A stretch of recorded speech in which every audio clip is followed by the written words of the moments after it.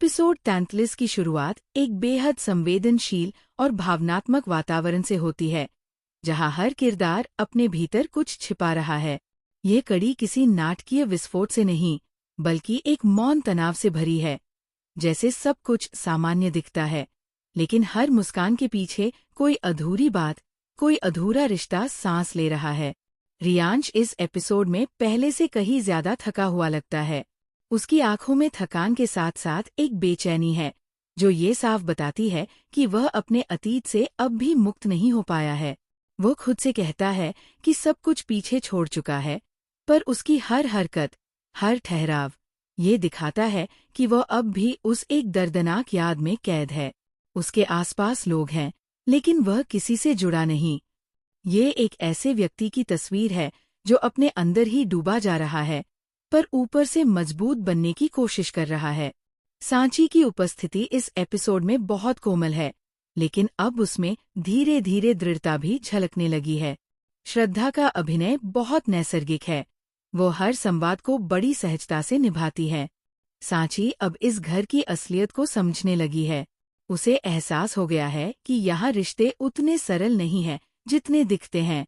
उसके आसपास की बातें, लोग और माहौल अब उसे अलग नजर से दिखने लगा है, लेकिन वह डरने के बजाय सब कुछ समझने की कोशिश करती है। उसमें एक ऐसी परिपक्वता है जो उसके उम्र से ज्यादा लगती है। एक सीन में जब सांची बरामदे में बैठी होती है, तो उसे दीवार पर पुरानी तस्वीरें दिखाई देती है। उनमें रियांश की मुस्कुराती तस्वीर भी होती है, लेकिन उसके साथ एक और लड़की की तस्वीर है। वह चेहरा उसे पहले कभी नहीं दिखा था। उस पल में सांची का चेहरा सख्त नहीं पड़ता, बल्कि उसकी आंखों में एक तरह का सवाल उभरता है। वह समझ जाती है कि रियांश का अतीत ही उसकी सबसे बड़ी खामोशी का कारण है। रियांश इस बीच अपने पिता से एक बात छिपाने की कोशिश करता है। दोनों के बीच बातचीत सामान्य दिखती है, लेकिन हर शब्द के पीछे तनाव है। पिता उससे कुछ पूछते हैं और वह टाल देता है। कैमरा बस उनके बीच के अंतराल पर ठहर जाता है। एक बेटे और पिता के बीच की दूरी जो कभी भर नहीं पाई। यही दूरी आगे चलकर कहानी के केंद्र में आने वाली है। घर की बड़ी बहू और सांची के बीच एक हल्का टकराव भी इस एपिसोड में दिखाया गया है। बड़ी बहू के शब्दों में मिठास है, लेकिन उनका लहजा ठंडा है। वह सांची को ये एहसास दिलाने की कोशिश करती है कि वो यहाँ मेहमान हैं, परिवार का हिस्सा नहीं। सांची कुछ नहीं कहती, पर उसकी चुप्पी ही उसका जवाब है। एक शांत विरोध, जो शब्दों से ज्यादा असरदार है। एक भावनात्मक दृश्य में रियांश अकेले अपने कमरे में बैठा है और पुरानी डायरी खोलता है।